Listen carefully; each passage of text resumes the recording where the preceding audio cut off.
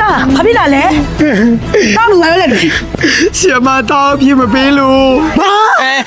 မဟုတ်လေအမေရဲ့ကျောင်းထဲမှာစံပွဲထဲမှာပါမဲ့အဖြစ်တွေကိုတောင်းမပြောပြဘူးလို့တောင်းကျူရှင်နေထုတ်လိုက်ပြီဘာလို့ထုတ်တာလဲကျူရှင်ကမပေးလို့ဘောအမေရဲ့တားရဲ့အမေပြောခိုင်းတာမပြောဘူးလားအမေဆက်ဆက်ပေးပါမယ်စောင့်ပေးပါလို့ပြောတယ်ဆရာမသူ့ကျူရှင်လက်ကပေးနိုင်တဲ့နေ့မှာသူ့ကျူရှင်လာတတ်တယ်အခုတော့တောင်းကျူရှင်နေထုတ်လိုက်ပြီ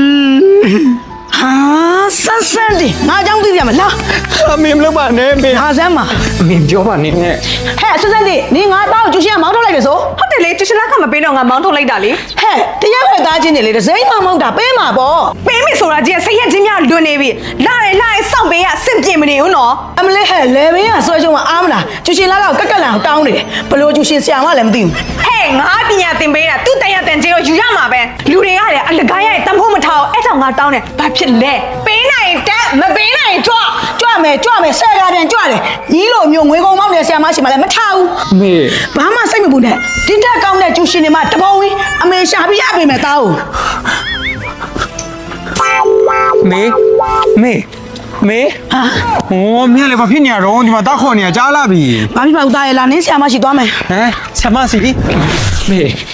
မရှိတဲ့တာမြေဘာလာလောက်တာတော့ဆရာမနေကောင်းတယ်နော်သားကိုကျူရှင်ကထုတ်လိုက်တယ်ဆိုလို့သားငိုနေလို့လိုက်လာတာဟုတ်တယ်လေကျူရှင်လက်ကမပေးနိုင်တာထုတ်လိုက်တာအဲ့ဘာဖြစ်လို့လဲအော်ဆရာမရဲ့အဲ့လိုမလုပ်ပါနဲ့ကျူရှင်လက်ကမပေးနိုင်သေးပေမဲ့ဒါလေးတော့လက်ခံထားပေးပါလက်ပြန်ကျူရှင်လက်ကပေးနေမှပြန်လာယူပါမယ်လာတာဆမရဲ့ရှေ့ဝိုင်းထဲဝင်လို့ရတယ်မေ